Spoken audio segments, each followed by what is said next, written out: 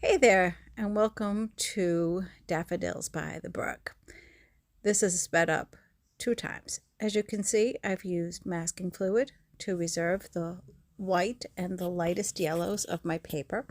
I'm working on a 6x9 Arches cold press, and I'm just laying down a very loose wash of a cerulean and a Play-Doh blue, and I'm making sure to leave it pretty light where the trees are going to go. I love to do this little thing where I just wash everything down with the lightest values, and then I come in with slightly thicker yellows and let it charge up into the sky just a little bit to create a fuzzy background. So I'm using a variety of cadmium yellow and yellow ochre. You can see where it's fuzzing into the background just so slightly. And I'm just working with a number 8 round, as I like to work with the Princeton series, either the Neptune or the Velvet Touch, as depending on if I need it to be stiffer or not. So right now it's probably the Neptune.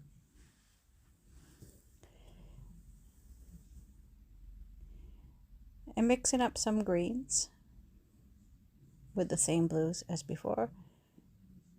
It's starting to pop in a little bit of that background, grasses and hillside, just to create this soft underpainting to achieve the effect of my reference photo. And I edited out the whole thing. It was a larger picture, and I just wanted to make it simple and fit into this size format of 6x9. I'm dropping down some color and intensifying my darks, but trying to reserve as much yellow as I can. I'm putting in a little bit of raw sienna and mixing it in with my green to create like a darker green. I don't think I was too happy with this result right here. It's a little too harsh of a contrast at this point. So I usually, when I find that my contrasts are too harsh, I'll just break them up a little bit.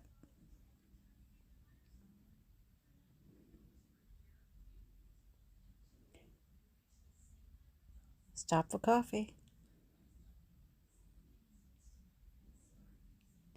Now, my original reference photo, the trees had a little bit of a reddish hue to them because they were still dry from the winter.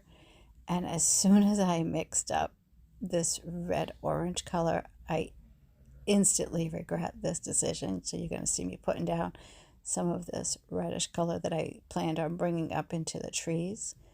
And I realized that that composition was going to look really incorrect. I don't know what the proper term would be at this time. It was going to be too harsh, and it wasn't going to make sense to just have red trees. Visually, to the person who doesn't see the reference photo, it wouldn't make sense. So you have to take a little artistic license and sometimes stray from your reference photo if you want it to be a piece of work that stands on its own. So just using a little bit of the orange just to darken my greens and create some of the shadows along the brook where the rocks are going to be.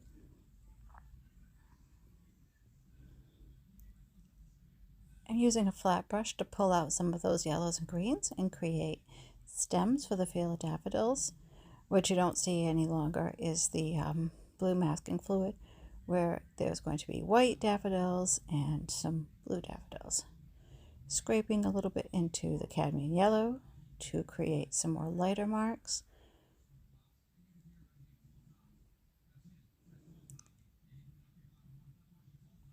Seeing how things develop up here, and then give them a little smudging with the water to kind of create a soft, blurry background. I didn't want it to be so harsh as it was. So like I said, in the reference photo, the trees had a reddish tint. I changed my mind and moved towards a light green. So I'm just creating the base of the foliage on both of the trees.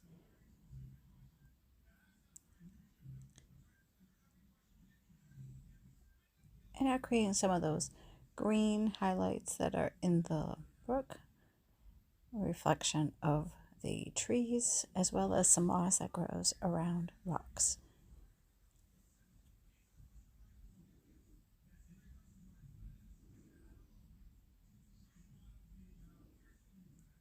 Adding a few splatters of a dark blue.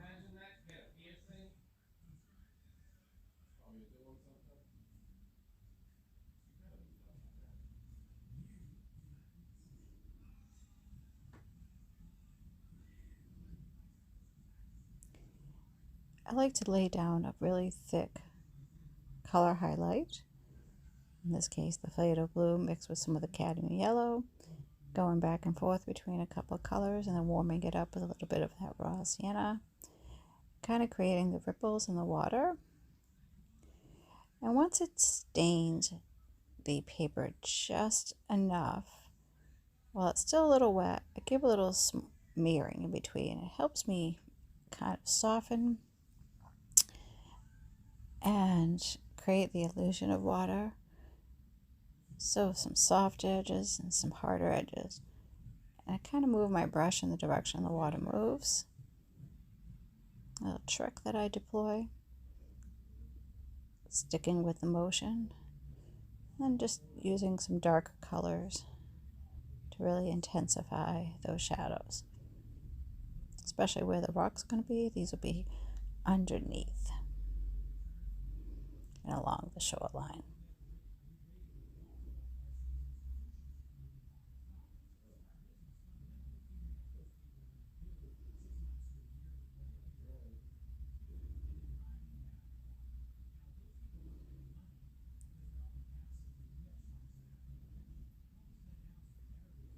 Dragging down a little bit of that color that created a hard edge. Throw some salt on there.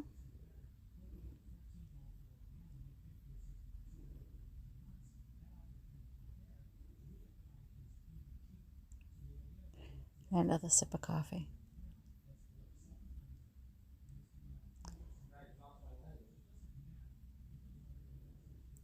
Now mixing up slight brown to kind of establish the light color of the bark and the trees. Give me a guide for when I come back and intensify the foliage and colors.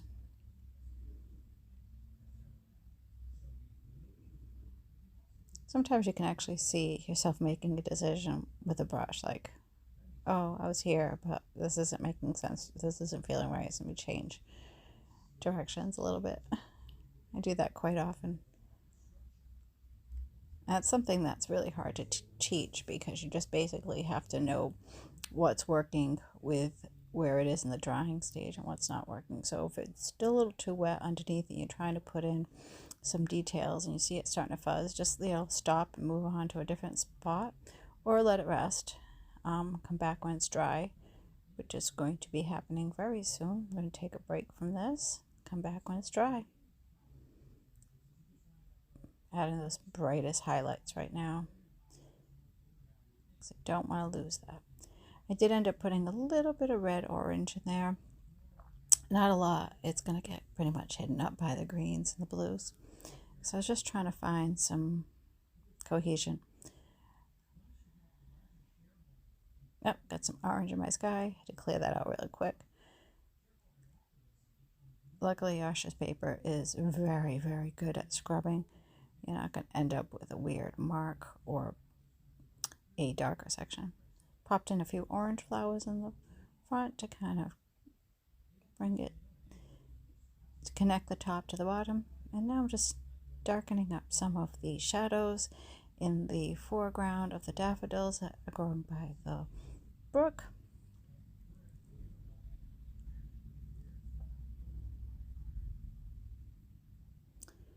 And putting in some of the primary color of the rock. The underpainting of the rock is a cerulean blue, and I'm creating a darker shadow color and putting that on top. And I kind of make a mistake here. You'll see what it is.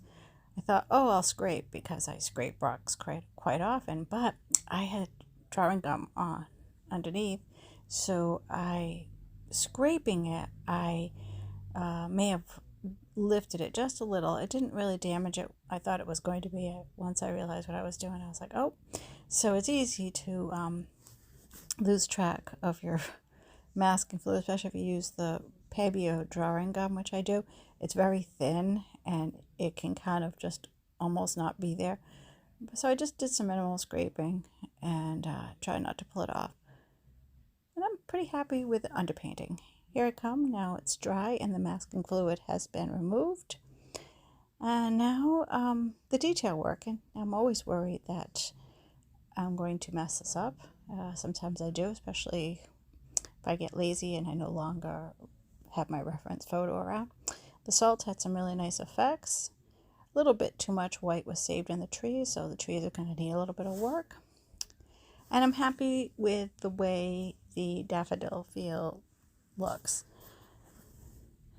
So now it's really just about putting in those fine details, working with a thicker pigment, working with more texture, and when I work with more texture, I go to a stiffer brush, work mostly with just the point. And I created a brown using all of the colors I already used by mixing them together and making them stronger to make a nice brown. So it was the raw sienna and the Play-Doh blue, even a little bit of orange, until I've made a brown that was a good shade but not too flat.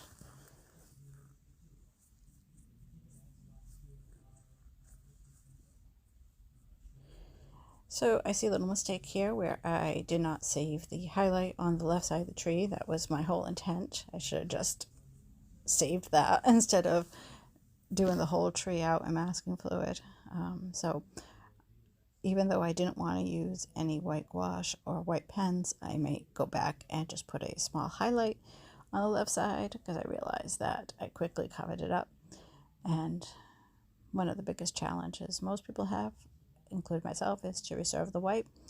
So it's been something I've been focusing on the past couple of weeks, really just working on artwork that is the main goal versus having a specific picture. Just really getting in there and thinking about it, planning it out, and being confident that I don't have to cover everything unless there's more approach.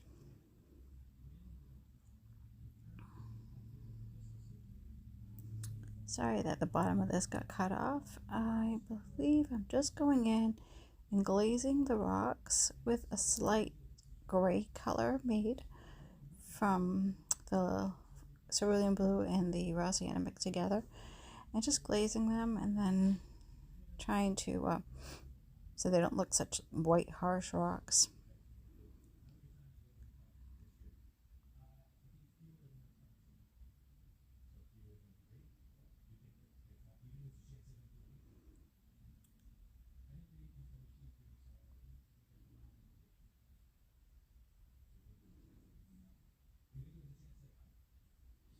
See how easy it is just to lose your white just a little bit. So I'd probably tap it out a little bit here and there. And then just darkening the water using a combination of the Play-Doh blue and I put a little bit of sepia in at this point. I love the transparency of sepia as well as the darkness that it can create. I do get carried away. Now looking at this in real time being painted, I probably should have left a lot of this alone instead of smearing it out.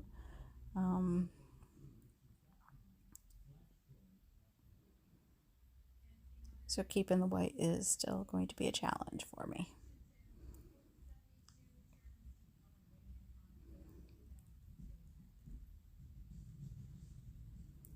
So now I notice that the hill in the far away, there's no transition between where the brook comes down. And I'm thinking about how I'm going to fix that. But first I'm putting in some daffodil centers. Just putting some dots. And I'm using a quinacridone gold here. It's kind of a brownish gold. It's really a nice transparent color and it really gives a nice glow to paintings. So I'm using that to kind of glaze over the bottom so that those white spikes still show through. Really thick here with the cadmium yellow, using it full strength to intensify some of these daffodils. So it's a combination of white daffodils and yellow daffodils, so I didn't want to lose the white ones, which is really easy to do.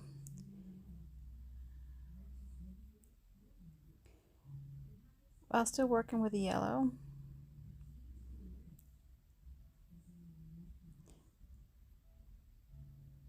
I just grabbed any brush that was going to be stiff. And I'm going to do some dry brushing to put some yellow back where those white spots were from the masking fluid. So even though masking fluid's to reserve the white, you can go back in and put any color there and the color will be reserved as very pure because you're not putting any other colors on top of them, and they'll stay really true. And that way you can continue to deepen in it as you go along. So now I'm hitting it with a little bit of a green that I've mixed up. Again, I'm thickening the pigment to water ratio so it's a lot thicker. And I'm just letting it charge into the yellow so it creates some really cool effects. These are sort of the effects that you have to see in person, where the green will push the yellow away and it creates these little spidery effects. To me, that's the real joy of watercolor, all the cool things that happen when they play with each other on paper. That doesn't sound good, but you know what I mean. Getting a little darker. I'm going to put in a little bit more blue in here in a second. This little yellow ochre to warm it up. My trees are getting really big. Wasn't happy. So now let's talk about that background space. And I'm going to kind of create a little bluish hill in the background and melt that tree into the foreground a little bit by just softening it off with some water. Kind of create a hillside.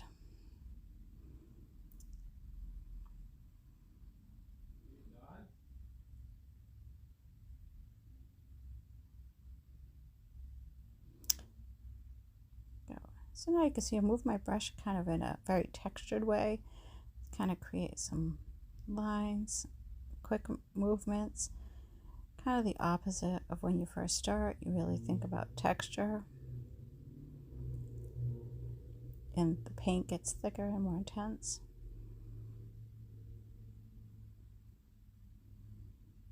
I'm finishing up here a couple of dabs. And I'm pretty happy with this painting overall. Thank you for coming by.